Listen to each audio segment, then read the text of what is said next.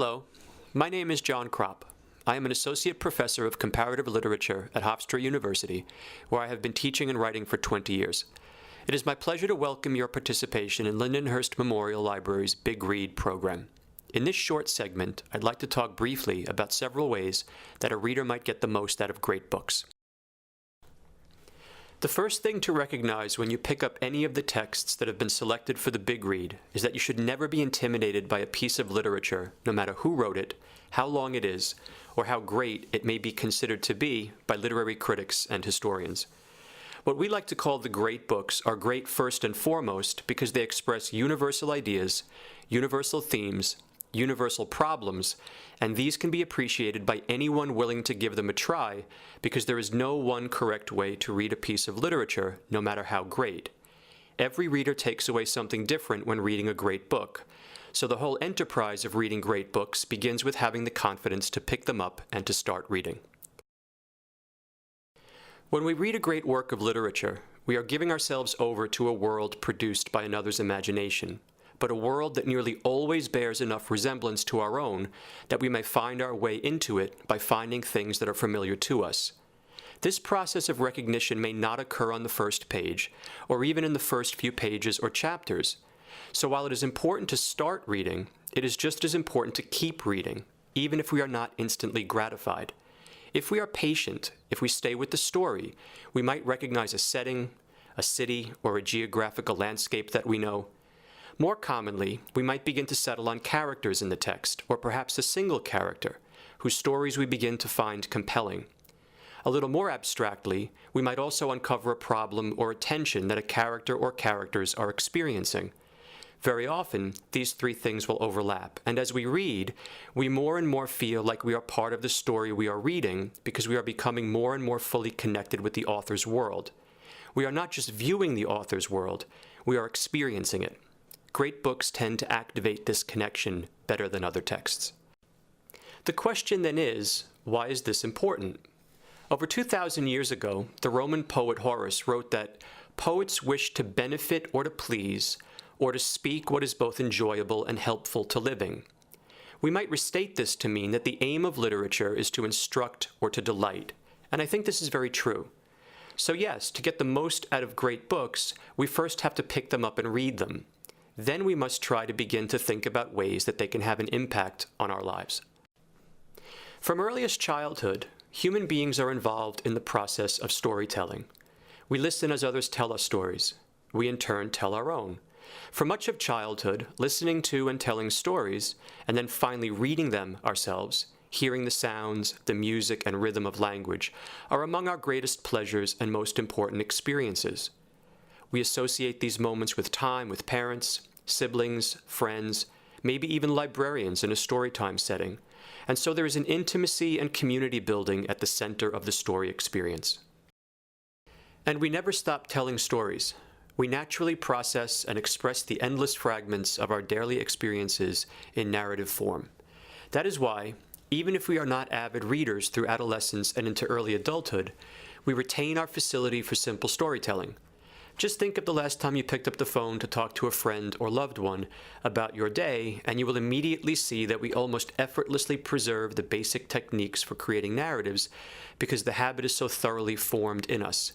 But when we read a great book, if we read it with care that it demands, it very quickly becomes obvious that one of the things that distinguishes the narrative from the popular texts we encounter on a daily basis, newspapers, magazines, internet blogs, is its tendency to challenge our understanding of simple storytelling. To get the most out of a great book, we want to try to be mindful of the way the author constructs the story, right down to the way the sentences are created. We don't need formal training for this. We don't need a professional vocabulary to describe it. All we are doing is reading a sentence and saying, wow, I know what the author is saying, but I never would have thought to say it that way. I never would have put those words together in the same sentence. I never would have arranged those words that way. I never would have told this story that way. Great writers tend to use words differently from the way we do. Marcel Proust, a 20th century French novelist, wrote sentences that were 600 words long as many paragraphs. He pushed them to the point where they seemed as though they would blow apart if pushed any further. This is why it might also happen when reading a great book that we find ourselves saying something like, "I'm not really sure what the author is saying here. Why is that? I know I can read, but this is hard. It makes no sense." Once we commit to the experience of the text, we are forced to stop and work through what we are seeing. This takes effort. It takes practice. Most valuable things do. Becoming sensitive to literary form, the way a text says what it says, allows us to realize that words can be used in ways we never imagined. We can acknowledge such creativity simply for the skill it reflects. There is something deeply satisfying about appreciating great talent, no matter where we find it. But if we tend our imagination, if we see great literature as an example of what's possible with words, we might also be inspired by the books we read to reach beyond the comfort of habit when we express ourselves, if we care about such things. In this way, reading great books has the potential to make us better speakers and writers. Becoming sensitive to the way an author writes is one way we may benefit from reading great books. Another way that great books can have an impact on our lives develops as we follow characters through a literary narrative. Watching the way literary characters think and behave in a text engages us in a number of ways. It allows us to view the way they perceive the world, themselves, one another. We watch as they confront new experiences, as they negotiate tensions and conflicts. We see them labor to understand new ideas. We observe them as they engage in the crucial human processes of self-discovery, self-awareness, self-creation. In some, we watch them live and sometimes even die. One of the consistent features of great books is that their authors have the ability to draw us into a relationship with one or more of a text's characters who are typically familiar enough to us and placed in familiar enough circumstances that our observation becomes interest, and our interest may even become empathy. We don't just watch these characters live. We find ourselves associating with their fictional lives at a much more intimate, personal level. We become invested in them. And this is one of the reasons why going back to a favorite book and rereading it can sometimes feel like seeing old friends again. To get the most out of a great book, we should never resist this process. Quite the opposite. We should encourage it as it begins naturally to occur. We might even go so far as to revel in the experience of being captured in a fictional world while we have the book open. If nothing else, it reminds us of what it is like to be a child again in the best possible way. The more important payoff of this experience is that identifying and empathizing with literary characters as they negotiate their lives may deepen the intellectual, psychological, and emotional vocabularies and knowledge that we use to negotiate our own lives.